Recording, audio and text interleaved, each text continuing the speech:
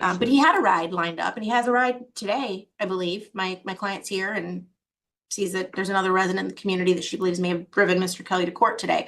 So clearly he has the ability to get transportation here. As the court noted, Mr. Kelly didn't call the court. And Mr. Kelly made a statement that his phone was broken. But Your Honor, I seem to recall, and maybe I misheard, but in this hearing, when questioned about why he didn't call the court, he said he didn't have a phone. But just a minute before that, didn't he say that his daughter called him about an emergency? The night before. Daughter was able to call him the night before. If his phone was broken for the 3 or 4 days before that, somehow he didn't have a phone the morning of court to call. But not only that, he's obviously got people in the community that are there to support him. As the court pointed out, he could have borrowed a phone from anybody. So I don't believe that Mr. Kelly has stated good cause. For the additional reasons stated in my motion, Your Honor, he stated his belief that he'd be given a break because default was a possibility, may enter. But Your Honor, Mr. Kelly's been in court before and failed to appear, and a default judgment was entered against him. And I referenced that particular case number in my response. Your Honor, he referenced his concern related to his alleged request for a jury trial, but the court has already touched on that. And Your Honor, the date, just for the record, that that particular issue was addressed was September 20th of this year. He cites an alleged case with the Michigan Civil Liberties Department, and I assume he means the Michigan Department of Civil Rights when he states that. Again, has no bearing on his good cause for appearing at the trial date. That he was finally in touch with an attorney from MI Legal Help. Again, no bearing on his good cause for failure to appear, and that he intends to file appellate pleadings. Again, no good cause for his failure to appear. Your Honor, this emergency with his daughter, I'm sympathetic to whatever's going on in his family situation, but Your Honor, Mr. Kelly has been stating various times throughout these proceedings that this alleged custody issue has interfered or detracted from his ability to meaningfully engage in this court process. And Your Honor, I personally did a search of the Circuit County Register of Actions. I don't see anything pending in that case. My understanding from what's available on that Register of Actions is that Mr. Kelly's ex-wife has sole legal custody of his daughter. And one of the police reports that we were able to obtain from the Michigan State Police, and I believe it's from sometime last year, I don't have the exact date, that there has been no change in that. They specifically referenced that his ex-wife has custody, full legal custody of his daughter, and that there's been no change to that. If there's been some change between 2023 and now, Your Honor, it's not showing on the Register of Actions, but there's nothing pending showing in that case with the Washtenaw County Circuit Court. Your Honor, with respect to this alleged meritorious defense, first off, we've already addressed at the settlement conference before Mr. Kelly was taken into custody for that bench warrant, why additional things were added and more specifically stated in our complaint for termination of tenancy. And that is because the demand that was issued, Your Honor, states reserves the right to bring this and other issues that are lease violations to proceed on the termination action. And so at that court date, Your Honor, which was approximately 3 weeks ago, Mr. Kelly had notice of what additional grounds would be relied upon by plaintiff. One of those issues was an actual admission by Mr. Kelly with a photo he provided to the court of his dog sitting outside on a tie out. Community doesn't allow that. And frankly, Your Honor, the dog was tied out again today. Mr. Kelly nowhere in sight. My client is signed into Zoom right here, and she could tell the court that, again, the dog was tied out. Mr. Kelly was not out there with him. Minor violation of the rules, Your Honor, yes, but it's just a continuation of Mr. Kelly believing the rules don't apply to him, Your Honor. And that's unfortunately been how this process has gone throughout. Every time the court has ordered Mr. Kelly to do something and he didn't follow through, there's just been some reason why he should be given leeway and that he shouldn't be bound by the orders of this court, the rules of the community, the laws of the state of Michigan, Your Honor. Speaking of those laws, Mr. Kelly has still yet to state any defense to his driving in the community, probably since 2017, without a license. The lease that he signed clearly states he is to be in compliance with the laws of the state, local ordinance, federal law. And Mr. Kelly is in violation of Michigan state law by driving without a license in the community. He's been living there since 2017, and I believe he acknowledged at the settlement conference on the 22nd of October that he hasn't had a license since 2017. So that on its own is sufficient grounds for this court to grant a judgment of possession. And I believe Your Honor even alluded to that at the last court date and still gave Mr. Kelly the courtesy of having an opportunity to appear for a bench trial and bring his witnesses. With respect to this alleged retaliation or retaliatory eviction, Your Honor, the statute is very clear on what constitutes retaliation, and Mr. Kelly has yet to cite anything in that statute that my client, that he has done that would bring about a claim of retaliation by my client. But even if he had, Judge, that is a rebuttable presumption. And my client would still have the ability to show that they have legitimate grounds to terminate Mr. Kelly's tenancy. Your Honor, at that settlement conference, it was discussed how Mr. Kelly's answer was deficient for a number of reasons. One of those things being that he in no way addressed the specific issues that were referenced in the termination of tenancy notice, that being the animal loose in the community, disturbing other residents, parking on the lawn, failure to maintain the home and site, verbally abusive towards management. He's addressed a few of those things today, Your Honor. And my client would acknowledge today that certain issues with respect to violations relating to condition of the site were addressed. But as we discussed at length at the October 22nd hearing, Your Honor, with respect to the vehicle, it sat there for months after violations. And Mr. Kelly didn't do anything about it. My client had to ultimately have the vehicle towed. So there's a violation right there that there's clearly no defense to. With respect to the verbal abuse of management, Your Honor, how do you cure that? You can't go back and take the words back. I mean, it happened. So that's not really a curable thing. With respect to disturbing other residents, that's something that continues to happen. That's not true. I mean, that's just a statement. Mr. Kelly, I didn't interrupt you. Oh, I'm sorry. I can't talk. I thought you were done. I'm sorry. You will have an opportunity to respond. But Your Honor, we talked at length on October 22nd about how Mr. Kelly's answer was deficient because it didn't address those things. And in filing his motion, Your Honor, he still doesn't address those things. The only things that he brings up is this alleged audio recording that he thinks will prove retaliation. But that's not going to be sufficient. The statement that he's provided does not give any detail, which is the issue that was precisely stated at the hearing on the 22nd. And Mr. Kelly is still not following the rules and now expects the court to give him leeway again. The court has already done that by setting the matter for a bench trial on the 30th. Mr. Kelly's own motion, Your Honor, clearly states, I made the decision not to come to court because I didn't want to bring my daughter. He made a calculated decision based on the circumstances not to come to court. And he has not set forth anything in his motion that should change that outcome. Respectfully, Your Honor. And so I have to ask that this court deny his motion and allow the judgment to stand. Your Honor, I want to address the motion itself. She had brought in I meant to put that under the ex parte where I marked the money to go into escrow. But there was no escrow filed. No, there wasn't, but there was a box. Your Honor, when I was before you, it was, you know that I have money problems. I have a fixed income coming in every month. And when that comes in, I can pay any arrearage. I mean, and that's what I was speaking to when I met the demands, when only in the money. I wasn't talking about here, but when I went before you, I've been going before you for the last 4 or 5 months before the just cause. And what I was saying was that, you know, when you said pay on this date and the court said we did, except the one time when I was $43 short, which she'll probably bring up. And regarding the settlement agreement, I was going through these.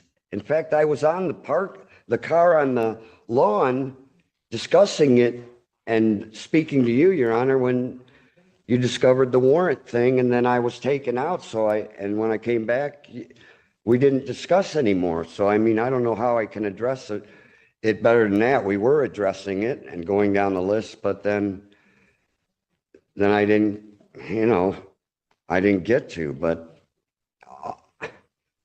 it's kind of hard. I'm trying to follow her. Some of these things, she says that in my answer, I don't explain things. It's kind of general. Well, this stuff doesn't either. It just says that, she's stating that the abuse and threatening of staff, I have yet to hear, what are you talking about? I mean, we can all throw out things out there, but what did I say? Who did I say it to? What was it? Because I can remember that conversation and the incident because that coincides with the electrical cord. So, I mean,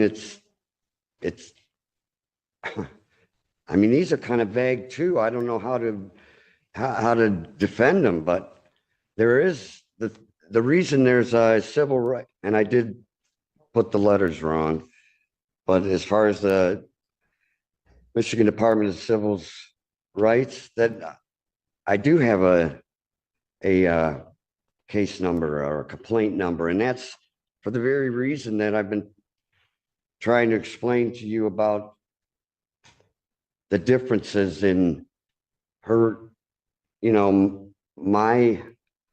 her writing me up, or the landlord or the property manager writing me up and not writing the neighbor up for the exact same thing. I mean, that's listed in discrimination by the state of Michigan. I read it, and it uses an example like that. Like if you have a resident here or a tenant here that is late for their rent, and you go in and make a move on them, but across the street is the same exact thing. They're late on rent, but you don't there. That's a civil infraction from what I've read, or it's discrimination. And that's what's going on here. That's why I kind of brought in, sent those pictures to you. I mean, and as far as the day I missed, that was a terrible week. It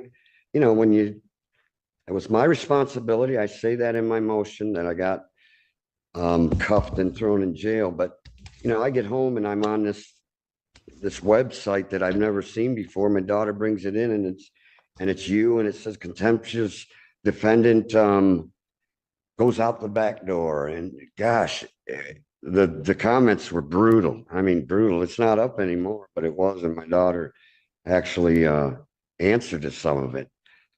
So that week was just brutal. But I said that about my daughter because and the neighbor that drove me here, he's left, so I'm stranded again. But he will attest that we were ready to. He was my ride. He usually is, and his car's in the driveway right now. It broke down, and I did try to get other rides, but everybody's at work at that time of day. So what I meant in that was I did have my daughter. If I do get a ride, I got to take her. I wonder if you said you had made a decision not to. Well, only because I didn't know if it was allowed at the court. No. You're telling me you had this and this is what you would have done. But your motion says you had made a decision because of your daughter not to come to court. With you can't her. Have it both ways. No, I know. I explained before that what I was going to bring her, Your Honor. That's what that meant. But I said I don't want to make you mad again because I didn't know if minors were allowed in here. I mean, it explains that before that. I mean, she wants to, she's 13. She wanted to make a statement to you about it because it's kind of her house. But that's what I meant by it. I take her everywhere since she was born. I have no qualms bringing her, but I meant that because I tried to find rides. We couldn't find a ride with the neighbors. They were all at work. John's the only one that can give me one. Car still broke down in the driveway, Your Honor. Your Honor, may I respond? Go. Please. Keep going, Mr. Kelly, whatever you want to say. I mean, I can tell you where it's going, and I'm not an expert. You can't tell anything about it. Okay, maybe you're right. I'm sorry. But this is very tough to just present it in a professional way and say it as I mean, but that's honest. I mean, I was trying to get a ride here, but that was the final decision so I don't get a babysitter for her and go hitchhike down Michigan. I just said, since she's here, that was just meant that I made that decision after I couldn't find a ride. But I mean, I haven't skipped your court dates. I'm looking to save my house. I mean, and it's not necessarily, Mr. Kelly, it's not necessarily to stay there, Your Honor. Mr. Kelly, I'm going to stop you because Okay. May I say, you just sat here, tried to tell me some story about that you were going to appear. I'm going right to what you filed with this court. okay, I have good cause for my failure to appear. I did not appear / answer because, I did not go to the court because I had an emergency hearing regarding my 13-year-old daughter the night before. Says nothing about you actually bringing her. Says nothing about her coming to the court as though you just represented to the court.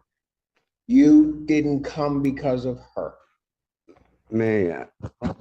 I'm done. I don't have it by memory. Your Honor. I'm so done. Please, Your Honor, I just wanted to. Mr. Kelly. You're gonna tow my house away with all my possessions? Not you. Mr. Kelly, I am going to follow the law. I've listened to you all day and you keep going back and forth in some of these things. But I'm ready to rule. I've listened to the plaintiff. I've listened to you. Please give me a trial, Your Honor. Please. All right, Mr. Kelly, I gave a trial date for the parties to be here. It should be noted, although plaintiff didn't say much about it, plaintiff was here with all of their witnesses waiting for you to appear. Everybody interrupted their day. I know. They were here ready to go and you didn't appear. And quite frankly, from the court's perspective, the court doesn't hear from you for a good 9-10 days after the trial date. Don't hear anything about what happened, this, that, nothing. Sorry, Your Honor. No, you don't have to be sorry. I'm just saying, you're distorting what has transpired. Plaintiff was here, ready to go, ready to, I'm presuming, state with specificity, have testimony and evidence regarding every one of their allegations. You do not appear. Your notion that you've been following the direction of the court, not true. I had to beg you to get an answer into me. I finally got that to happen, told you to pay escrow, you didn't do it, and then still didn't comply with the escrow issue. You may have your reasons, but don't say you followed the direction of the court when you didn't, and you know you haven't. I guess I should have tried my best. You know I'm what, sorry. Mr. Kelly, I have listened to you all day. Right. Now is my turn. I do not want to be interrupted.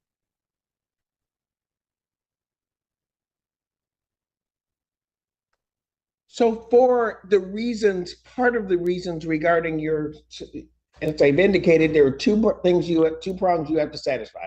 One is you had good cause for not appearing. You have by no means established that you had any good cause whatsoever from appearing on that date. Now, you make it sound regarding your arrest on the bench warrant as though somehow or another you were manhandled, put in jail, locked in a cell, way down. Let's be real about what happened. You got locked up because there was a valid bench warrant out of 14A4 district court. My court, but handled by another judge. That judge, as I told you, happened to be here that day. We took you into custody. I spoke with her to make a determination as to what to do. And one thing you never said about it, ever, because you're just trying to create sympathy, is you were released that same day. Told what your trial date was, told everything, and you were released without having to post. In fact, when you came back, I arraigned you on the bench warrant and gave you the date to go appear for your driving while license suspended. So don't make it seem like somehow or another this evil judge all of a sudden locked you up on a driving while license suspended and just left you sitting in jail, and that because of that you could barely get yourself out of jail and then appear for trial. That's not what happened. Do not interrupt. And then you sit here with these meritorious defenses or whatever you're trying to claim are defenses. I agree with plaintiff. You have not established any of those defenses, particularly the one you keep trying to harp on, which is the retaliatory conviction. There's a predicate before you can even allege that. You've not even gotten there. Nothing you've alleged is even close. So you don't even have to go through a further analysis of it. You haven't started that type of action against the plaintiff. You've not stated it and haven't shown anything regarding that. The cold-hearted reality regarding the meritorious defenses is, and this is just the reality of how it works, plaintiff would have to just show one, and it could lead to your termination of your tenancy. When you place yourself in this position, you have to show me a meritorious defense to all of their claims. You failed to do that. I honestly don't believe that you've established even one, but you certainly have not established any defense whatsoever to any of these claims. I'm done. You just haven't established. And so for those reasons, your motion to set aside the default judgment is denied. The court specifically finding that good cause nor meritorious defense has been established. The judgment will stand, the writ of restitution will issue. Because the writ of restitution is issued and there hasn't been a written answer filed to the motion to remove the manufactured home and the time has passed, the court will also sign that order and grant that plaintiff's motion regarding that. I am. All my Thank you. stuff's in there, Your Honor. All my daughter's stuff, the neighbor's stuff. And my equity in the home. I want to say thank you that day. I did say thank you. It's on the record for you letting me go home that day I was caught. I was very grateful for it, so. Your Honor, I believe I submitted proposed orders for both, an order denying Yes. attendance and a motion, and an order granting our motion. And I have signed that order. I have signed the writ, and I have signed your order regarding the removal of home. Thank you. This moment is extremely important legally because the judge is now focusing on one of the key standards required to reopen a default judgment. Good cause for missing the original trial date. Courts generally take misappearances very seriously because trials involve multiple people preparing evidence, arranging schedules, and appearing in person. If a party fails to show up without a compelling explanation, the court can enter a default judgment against them. What the judge is pointing out here is that not only did Kelly miss the trial, but the court also did not hear from him for over a week afterward. From the judge's perspective, that delay weakens the argument that an unavoidable emergency prevented him from appearing. At the same time, the judge is signaling frustration with what appears to be changing explanations about transportation, his daughter, and the circumstances around the mishearing. In eviction cases especially, credibility matters a great deal. So here's a question for you. Do you think Kelly truly had a valid reason for missing court, or does the timeline make his explanation harder to believe? Let's go back to the hearing as the judge moves toward a final ruling. Thank you. As the hearing continues, the courtroom atmosphere grows heavier and more intense. Timothy Kelly, still standing alone without legal representation, begins to realize that the legal arguments presented by the landlord's attorney are weighing heavily against him. The judge now shifts focus to examining the details of Kelly's written motion, the very document he submitted in hopes of convincing the court to set aside the eviction judgment. Carefully reading from the motion, the Judge points out that Kelly's explanation during the hearing does not fully match what he wrote earlier. In the written motion, Kelly stated that he did not attend the trial because of an emergency involving his daughter, but he never mentioned anything about planning to bring her to court, or being unsure whether minors were allowed in the courtroom. This discrepancy becomes an important moment in the hearing, because it suggests to the judge that Kelly's story may be changing. Kelly immediately tries to clarify his explanation, saying he may not have written everything clearly and that he was simply trying to explain the reality of his situation. He insists that he had been trying to arrange transportation and that his daughter's situation only complicated matters further, but the judge appears increasingly skeptical. From the court's perspective, the most important issue is that the landlord and multiple witnesses had already arrived at the courthouse on the day of the trial, prepared to testify and present evidence. The judge explains that when a court schedules a trial, everyone involved reorganizes their day and prepares for that moment, and failing to appear without a clear and compelling reason disrupts the entire process, the landlord's attorney reinforces this point by reminding the court that Kelly did not contact the court immediately after missing the trial. According to her timeline, 9 or 10 days passed before Kelly took any formal action, which further weakens his claim that an unavoidable emergency prevented him from participating in the hearing. To the landlord's legal team, this delay suggests that Kelly simply decided not to attend rather than being physically unable to do so. As the judge continues reviewing the legal requirements for overturning the default judgment, the focus shifts to the second major requirement, the meritorious defense. The judge explains that even if Kelly had a reasonable excuse for missing the trial, the court still cannot reopen the case unless he can show a legitimate legal defense that could change the outcome. In other words, the court must see evidence that the eviction claims themselves might be incorrect or unsupported. But according to the judge's interpretation, Kelly has not presented a clear defense to the landlord's allegations. The judge explains a crucial legal reality. In an eviction case involving multiple alleged lease violations, the landlord only needs to prove one valid violation to justify terminating the tenancy. This means that even if Kelly successfully disputed several accusations, the eviction could still stand if just one violation remained proven.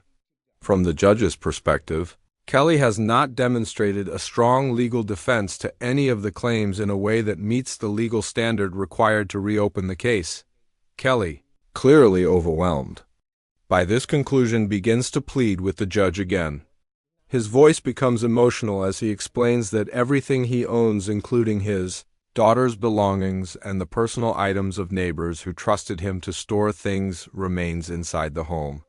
He also mentions that he has financial equity in the property itself and fears losing everything if the eviction proceeds. His words reveal the desperation of someone who feels the legal system is moving too quickly and too rigidly for someone without a lawyer or legal training to keep up. Despite Kelly's emotional appeal, the judge remains focused on the law. The court explains that the hearing is not about judging whether Kelly is a good person or whether his situation is sympathetic. Instead, the judge must determine whether the legal requirements for setting aside the judgment have been satisfied.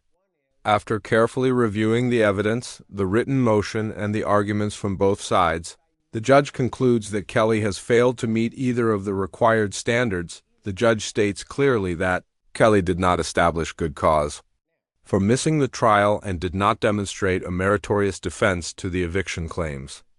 The court also addresses Kelly's earlier suggestion that he was treated unfairly when he was briefly arrested on a bench warrant related to a separate legal matter.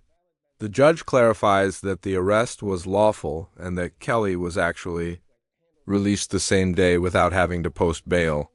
From the court's perspective, this incident cannot be used as evidence that the system treated him unjustly or prevented him from participating in the eviction case. Finally, the judge announces the ruling. The motion to set aside the default judgment is denied. This means the original eviction order remains in place. The court signs the necessary documents to move the process forward. including the writ of restitution, which authorizes law enforcement to remove Kelly from the property if he does not leave voluntarily. In addition, the judge signs an order allowing the landlord to remove the manufactured home from the property because Kelly failed to respond in writing to that request within the required time frame. The decision marks the end of Kelly's last attempt to save his home in that courtroom.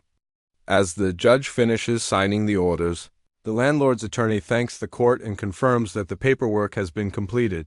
Kelly, now facing the reality of eviction, makes one final statement, not arguing anymore, but simply expressing gratitude that the judge had previously allowed him to go home after the bench warrant incident. His tone is quieter now, almost resigned. As he acknowledges that the process has reached its conclusion, the hearing ends with the judge confirming that all orders have been signed and entered into the record. For Timothy Kelly, the outcome is devastating. The legal system has ruled that the eviction stands, and the process of removing him from the property can now begin. What began as a desperate effort to gain one more chance in court ultimately ends with the law taking its course, leaving Kelly to confront the difficult consequences that follow when procedural deadlines and legal standards cannot be met. This case ultimately comes down to two legal requirements that courts must apply when someone asks to reopen a default judgment: good cause for missing the original trial, and a meritorious legal defense to the claims. In this hearing, the judge concluded that Timothy Kelly failed to meet both standards. According to the court, his explanation for missing the trial did not establish a compelling reason for failing to appear, especially considering the delay before contacting the court afterward. On top of that, the judge determined that Kelly had not presented a clear legal defense that could overturn the eviction allegations brought by the landlord. As a result, the court denied the motion to set aside the judgment, meaning the eviction order remains in place and the writ of restitution can now move forward. For Kelly, this marks the end of his attempt to keep the case alive in this courtroom. It's a difficult reminder of how procedural rules and deadlines can have serious consequences in the legal system. If you found this case as intense as we did, hit that like button. Share your thoughts in the comments, and don't forget to subscribe for more powerful courtroom breakdowns.